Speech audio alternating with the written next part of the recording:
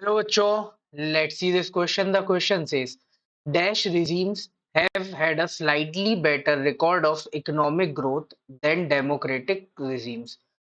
कौन सी regimes ऐसी हैं जिनका रिकॉर्ड इकोनॉमिक ग्रोथ में बेटर है कंपैरेटिवली डेमोक्रेटिक regimes से? तो the answer is dictatorial regimes.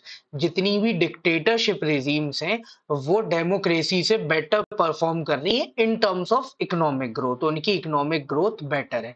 यहाँ पे कुछ डेटा दिया हुआ है, उसके बेसिस पर हम देखेंगे। If we consider all democracies and all dictatorship for 50 years between 1950 and 2000, dictatorships have slightly higher rate of economic growth। 1950 से लेके 2000, इन 50 साल का अगर हम ग्रोथ रेट कंपैरिजन करें, किनका? डेमोक्रेसीज जितनी है उन सारी कंट्रीज का और जितनी डिक्टेटरशिप वाली कंट्रीज हैं उनका, तो हम ये देखेंगे कि जो इकोनॉमिक ग्रोथ रेट है वो स्लाइटली बेटर है डिक्टोरियल कंट्रीज में। यहाँ पे ये डेटा दिया हुआ है, देखो जितनी भी डेमोक्रेटिक रिजीम्स हैं उनमें ग्रोथ रेट कितनी है, तो 3.95%।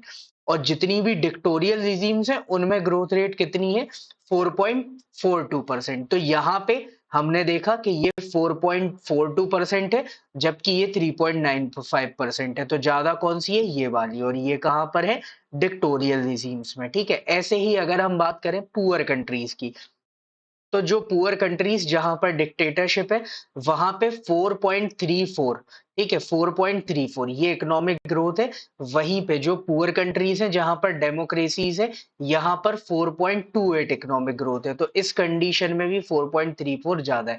तो दोनों ही कंडीशंस में हम क्या देख रहे हैं कि जो डिक्टोरियल रिजीम्स हैं उनमें इकोनॉमिक ग्रोथ बेटर है डेमोक्रेटिक रिजीम्स के मुकाबले। So the final answer will be dictatorial regimes have had a slightly better record of economic growth than democratic regimes.